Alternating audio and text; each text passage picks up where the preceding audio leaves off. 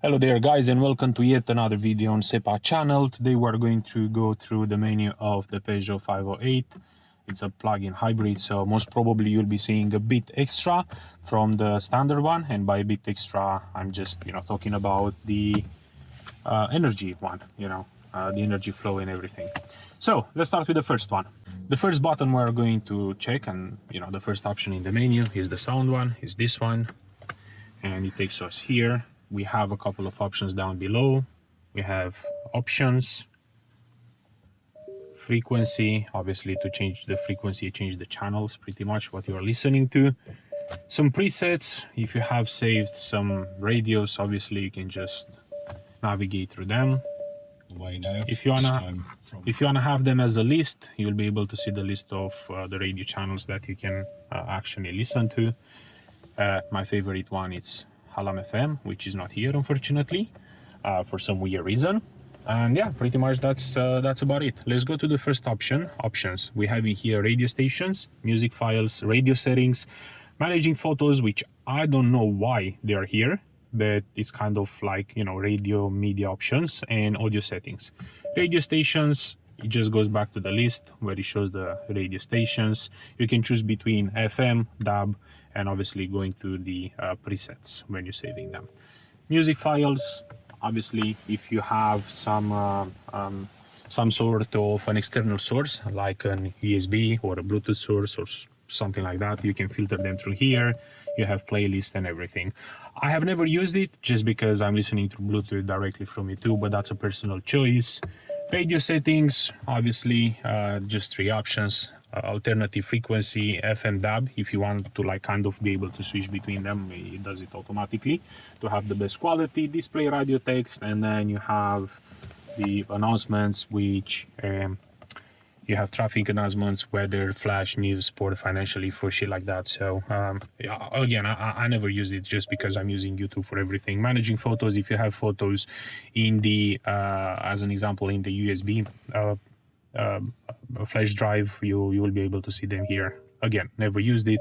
Audio settings. Now the audio settings is quite interesting because you can actually change how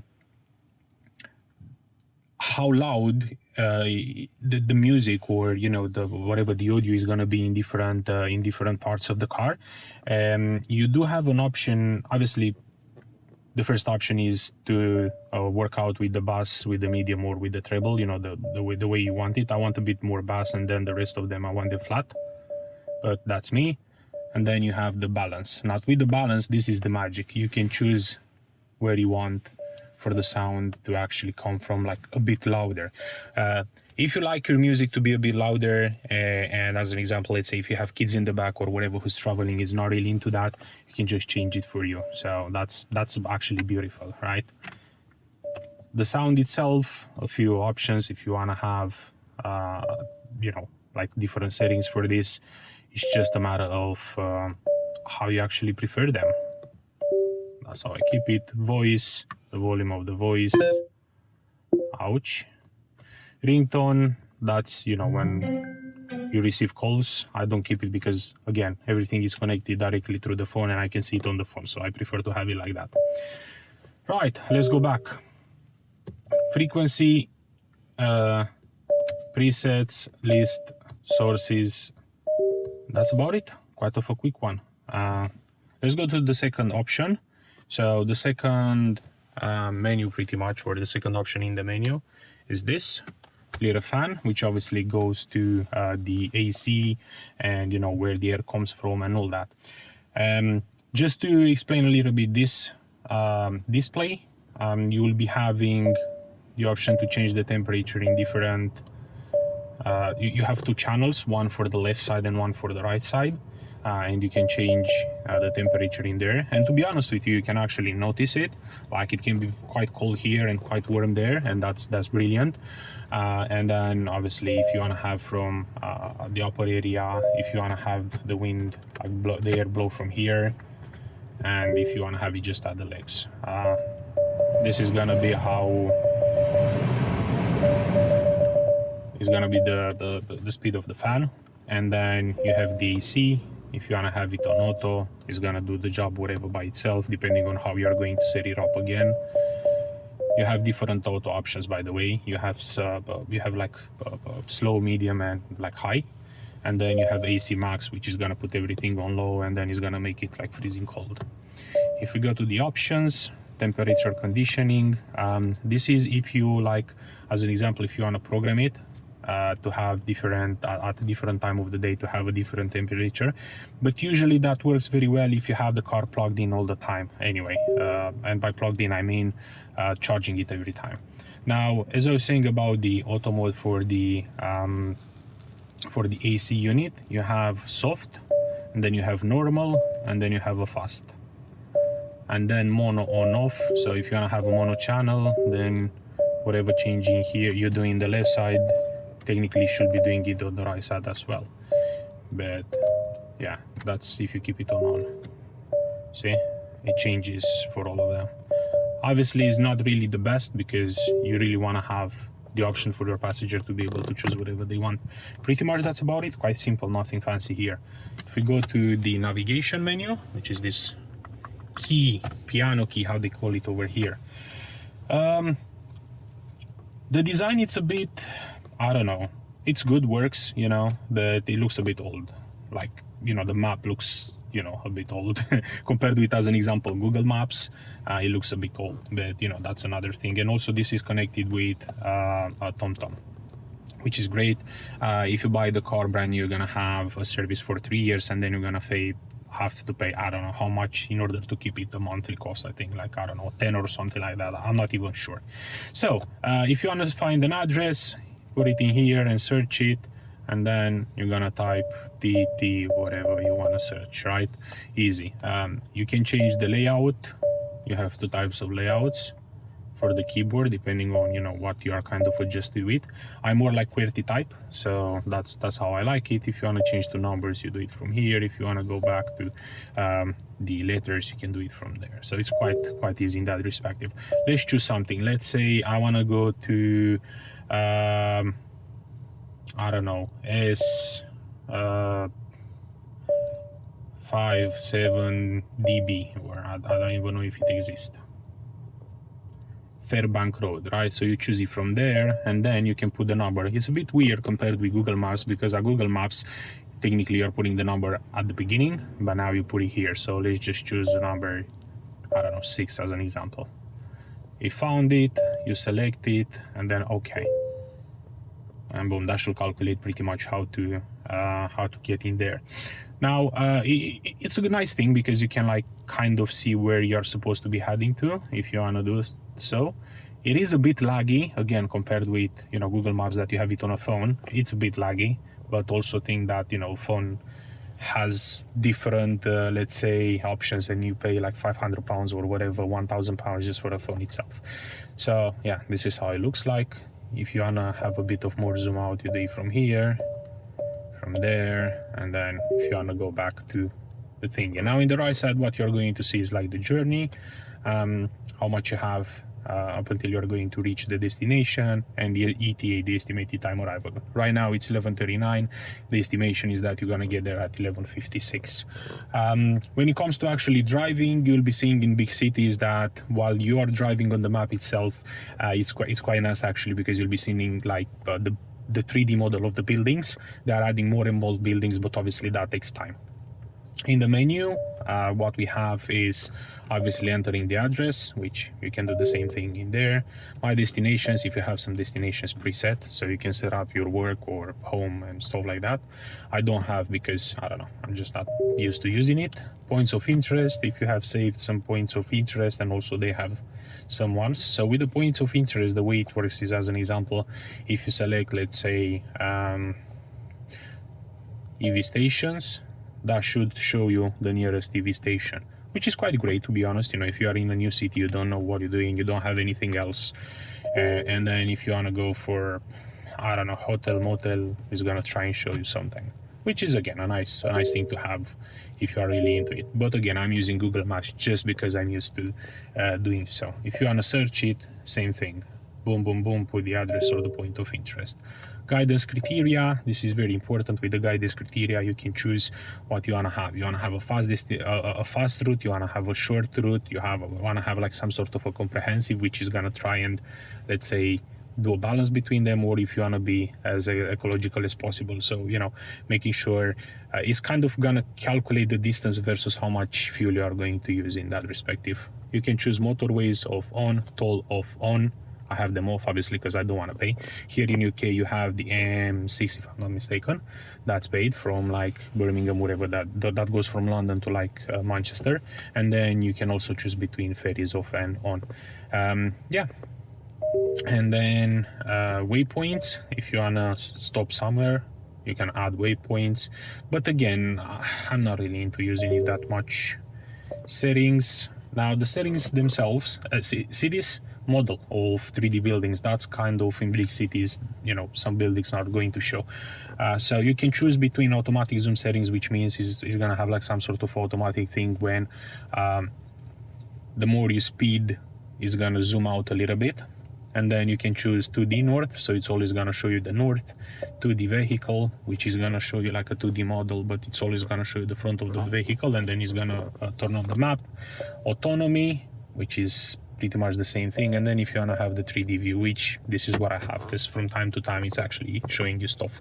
I haven't seen much the terrain actually showing, but that might be because most of the times like everything is kind of flat-ish, you know, I don't really have that much difference in height in UK.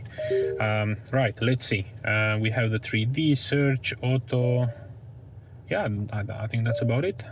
These settings, station, car park, map color, yeah, if it's with light or the dark mode. But to be honest with you, if you keep it on this option, it's just gonna switch depending if it's light outside or if it's dark. Point of interest on map and console the map. Again, nothing very fancy, but quite useful to have. Let's move to the next one. Now the next button, which is this one, is more towards, let's say, settings of the vehicle. And we have split into two options, driving functions and vehicle settings. Now with the driving options, you have as options automatic headlight dipping, parking sensors, traction control, under inflation, initialization, which by the way, it doesn't tell you what's the PSI or whatever inside the wheels. He just said, oh no, you don't have any more air, that's it. Which is stupid for a very expensive car. And yeah, pretty much that's about it. Vehicle settings, parking, if you're gonna have the mirrors, if they are going to fold or unfold when you are going to like lock the car, pretty much. That's the idea. Headlights. Guide me home settings is when you lock the car, how much time is gonna keep the lights on, the front lights on. I have them on 30 seconds because kind of that's enough. It's good if you have a driving and then you don't really have another source of light. It's quite good to have, why not? Welcome light, same thing, you're going to unlock the car and then it will keep the lights on for like 30 seconds. Comfort, I don't know how this is a comfort option, but anyway, this is when you're going to unlock the car, if it's gonna be just for the driver. I just want all of them to be unlocked because obviously it makes sense. And safety wise, you have active safety brake, yes, which is gonna brake if by any chance the car is gonna feel from the front sensors that you're gonna crash into something. Recommended speed display is this one.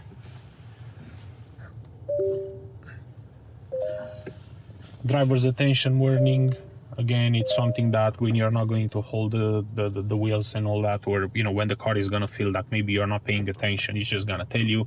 Traffic sign recognition, also that's something good to always keep on. And blind spot sensors, obviously that's in the mirrors. When you're not going to see a car in the blind spot, that's gonna blip. Yeah, let's move to the next one, which is the call settings.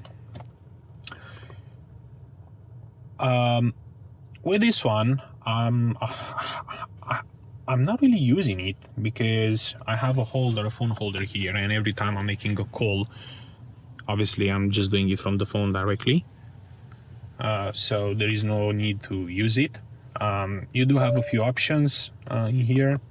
Obviously the Bluetooth connection, then if you want to see the messages, if you receive emails. Now with the emails I wasn't able to throw my head around it. How is it connected? I think it might be connected to the default email that you have on your phone on Android. I would think so, because it never shows anything here. But again, I don't know exactly how it works. Then you have some settings which are pretty much on how you prefer the calls and all that. You have security, voicemail, ringtone, and then some statistics. But number of contacts displayed from the phone, 436. Apparently that's how many I have. I'm not using it a lot just because I'm not using it. Quick messages, this is if you want to send a quick message to somebody, you can just obviously select it and do it. I don't have the phone connected, so yeah. Next one will be is like a connected apps, or the connection side of it. Connected apps,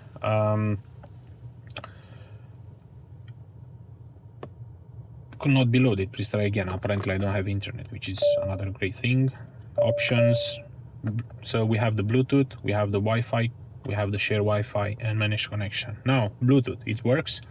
Wi-Fi, it works, but if you want to share Wi-Fi, I can't do it for some weird reason. So even though I connect the car to a phone, I'm not able to do like a hotspot from it, which is detrimental, because if you want to do mobile hotspot, you may as well do it directly from your phone. I mean, it's a no-brainer there. Manage connections, see exactly the type of the connections if you have them connected. But yeah, car apps, it takes you to energy, which is technically should be this one, this next button.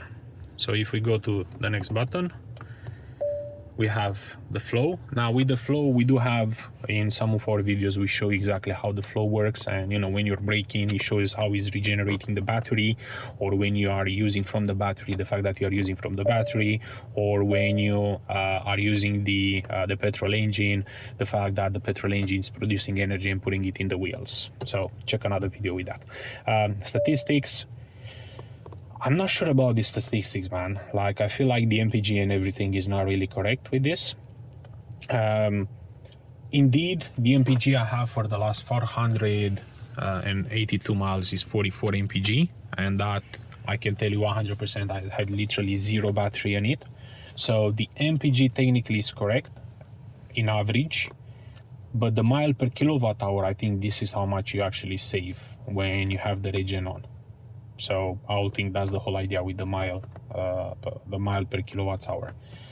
The charging, obviously, if you have a preferred time for charging it, but imagine you have to plug in the car when you get home, and then you're gonna kind of have to have the car start charging at a different time. It might make sense if you have a variable tariff for your energy. Let's say, you know, energy tends to be a lot cheaper during the night, so that might make sense. And e-save, well, the e-save is, if you're going to turn it on, what's gonna do, it will kind of, let's say, take energy from the petrol engine, from the internal combustion engine, and then put it in the battery, so you have a 6 mile. Now it might be good to always keep a 6 miles reserve, just in case somehow you are going to run out of fuel, and then you are going to rely on this on the battery itself to take you wherever, to the next petrol station. If you have range anxiety, this is gonna solve all of your needs. I keep it off because obviously I don't really have to deal with that. Right, and then we have the chairs, easy peasy. We have three levels for the heating chairs. One, so when you start at level 3, and then level 2, level 1, turn it off. You have the front air, if you want to recirculate the air within the car. That's for the back and also for the mirrors, to defrost it. If you want to turn off or on the air, and then my chair as well. And pretty much that's about it. Quite of an easy menu. I don't know how many minutes are, but I think there are lots of minutes. But thank you so much everybody for watching, and I do have a request for you guys. If you are going to be kind enough, please like the video, and even more important, subscribe while trying to pass the 1000 subs mile pretty much for us. So yeah, thank you very much for watching. Have a good one, guys.